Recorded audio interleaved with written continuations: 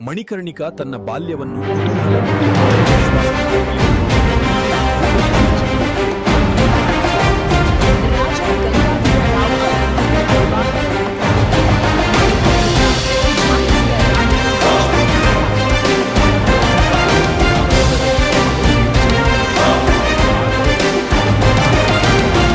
ಮತ್ತು ತನ್ನ ಶಿಶುಪುತ್ರನನ್ನು ಕಳೆದುಕೊಂಡ ನಂತರ ರಾಣಿ ಲಕ್ಷ್ಮೀಬಾಯಿ ಹುಡುಗನನ್ನು ಅವನಿಗೆ ದಾಮೋದರ ರಾವ್ನನ್ನು ಹೆಸರಿಸಿ ಬ್ರಿಟಿಷರು ದತ್ತು ಮಕ್ಕಳಿಗೆ ಹಕ್ಕಿನ ಹಿಂದೆ ಮತ್ತು ದಾಮೋದರ ರಾವ್ ಝಾನ್ಸಿಯ ಕಾನೂನುಬದ್ಧ ಉತ್ತರಾಧಿಕಾರಿಯಾಗಿ ರಾಣಿ ಲಕ್ಷ್ಮೀಬಾಯಿ ಝಾನ್ಸಿಯನ್ನು ಒಪ್ಪಿಸಲು ನಿರಾಕರಿಸಿದರು ಮತ್ತು ತಮ್ಮ ರಾಜ್ಯವನ್ನು ರಕ್ಷಿಸಲು ನಿರ್ಧರಿಸಿದರು.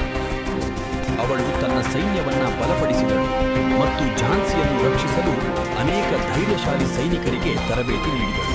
1852ರಲ್ಲಿ ಬ್ರಿಟಿಷರು ಝಾನ್ಸಿಯ ಮೇಲೆ ದಾಳಿ ಮಾಡಿದರು ಮತ್ತು ರಾಣಿ ಲಕ್ಷ್ಮೀಬಾಯಿ ತಮ್ಮ ಕೋಟೆಯನ್ನು ಸಂಪೂರ್ಣ ಧೈರ್ಯದಿಂದ ರಕ್ಷಿಸಲು ಸಿದ್ಧರು. ಬ್ರಿಟಿಷರು ಕೋಟೆಯನ್ನು ಭೇದಿಸಿದಾಗ ಲಕ್ಷ್ಮೀಬಾಯಿ ತನ್ನ ಮಗ ದಾಮೋದರ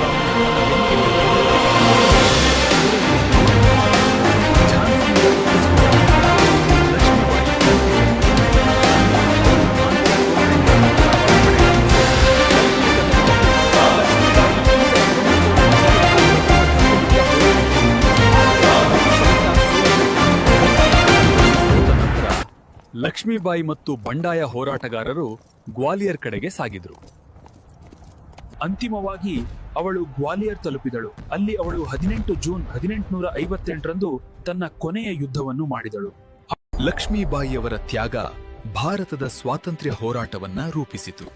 ಇಂದು ಅವರ ಜನ್ಮದಿನದಂದು ನಾವು ಅವರನ್ನು ನಮ್ಮ ರಾಷ್ಟ್ರದ ಶ್ರೇಷ್ಠ ಮತ್ತು ನಿರ್ಭೀತ ವೀರರಲ್ಲಿ ಒಬ್ಬರೆಂದು ಸ್ಮರಿಸುತ್ತೇವೆ.